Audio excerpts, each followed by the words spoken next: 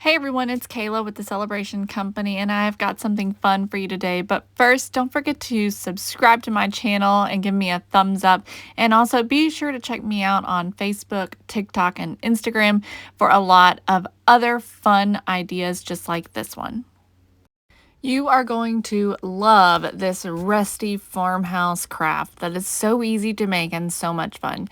You're going to start with just a flat wood surface. The wood piece that I'm using is a 10 by 10 square, and I'm using some tongue depressor size popsicle sticks, and I'm just creating sort of a faux frame around the edge. I'm actually gluing two pieces together and just cutting them out to go all the way around the edge. This does not have to look perfect because it's all going to get covered up anyways.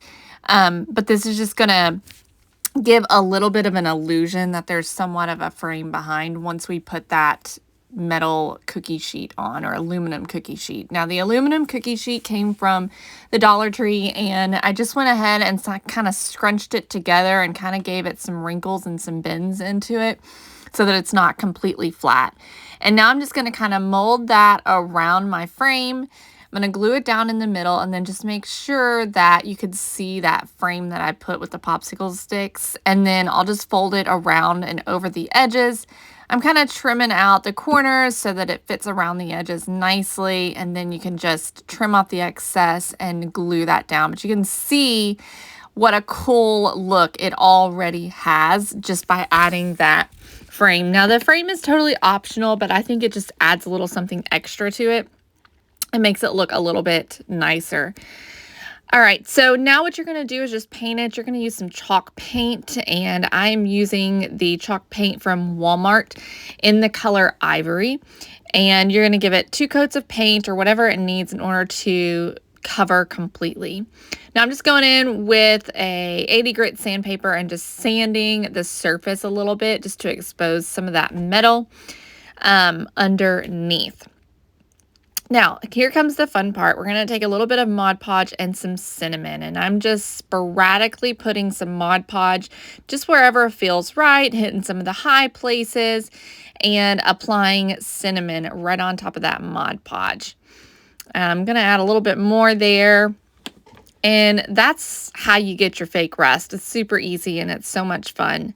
Now, I'm adding a little bit of a dark gray here, and I'm just doing a little bit of dry brushing. I'm using very little paint and just kind of getting the high points and just kind of rubbing it, and just whatever feels right and looks right is basically what you're going to do with this. Now I'm taking some burnt umber that I have watered down, and I'm putting it onto the surface. Now you can see that it's nice and watered down, and then I'm coming back with a baby wipe and removing some more of the excess. It's going to kind of settle into those details and into those cracks a little bit. It's also just giving it more of an aged look, so it looks nice and old and antiqued, like it's been around for a long time. That's the look we're going for here. So I'm going to dry this.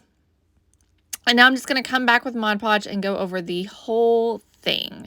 Just give it all one good coat of Mod Podge. And this is just going to protect that cinnamon so that cinnamon will stay on. Also, once you apply cinnamon over top of the Mod Podge over top of the cinnamon, it really just makes it look so much more old and like true rust. So this is just a Rooster from Dollar Tree. And we're just going to cover the whole thing in Mod Podge and then cover the whole thing in cinnamon. This is going to be a completely rusted Rooster. After you've covered it all in cinnamon, you'll just dry it. And then we're just going to come back with Mod Podge and go over the whole thing. Now, with the Mod Podge, you can use a spray Mod Podge and just spray over top of it. That looks really great. In this case, I just used a brush to apply my Mod Podge, and it's going to give it a different look. And so instead of just going in all one direction with this, you can see that I'm kind of going all over the place with the Mod Podge to create a unique look. So then I'm just going to glue my Rooster onto my surface. I'm using some E6000 and some hot glue to adhere it to the surface so that it will not come off, because this is metal to metal and hot glue is just not going to cut it. All right, so you can see how cool that rust looks. It looks so cool. Still has a little bit of Mod Podge to dry, so once it all dries, those white streaks will go away. Now I'm just gonna make a raffia bow to put around its neck. And that is all there is to it. I think this is a fun project and I hope you all enjoyed. Have a great day. Bye everyone.